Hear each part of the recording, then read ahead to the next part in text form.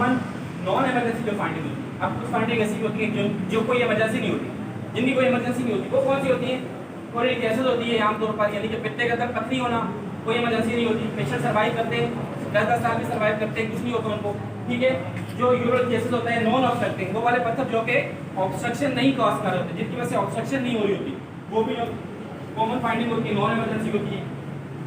Fatty liver non emergency होती है, ठीक है। जिगर का चर्बीला हो जाना, मेरा अपना भी चर्बीला है, जो लोग मोटे हैं उन लोगों का जिगर जो है वो चर्बीला होता है, मैडम का भी होगा यकीन तौर पर, ठीक है।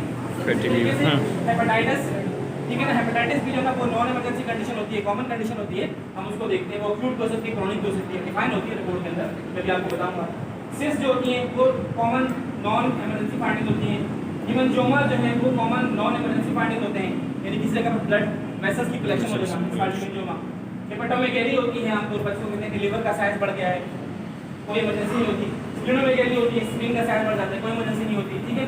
इसी तरीके से बिनाइन प्रोस्टेटिक हाइपरट्रॉफी होती है, यानी कि प्रोस्टेट बढ़ जाता है, जब उम्र किसी की 40 साल से ज़्यादा हो जाती है तो उसका प्रोस्टेट ग्लैंड का साइज, जो कि मर्दों का ग्लैंड होता है, उसका साइज बड़ा होना शुरू हो जाता है, तो ये भी एक नॉन इमरजेंसी कंडीशन होती है। सिस्टाइटिस जो है ये भी एक नॉन इमरजेंसी कंडीशन होती है, ठीक है। तो इसको हम आराम स्कूल से अपने क्लिनिक पर ट्रीट कर सकते हैं बगैर किसी परेशानी।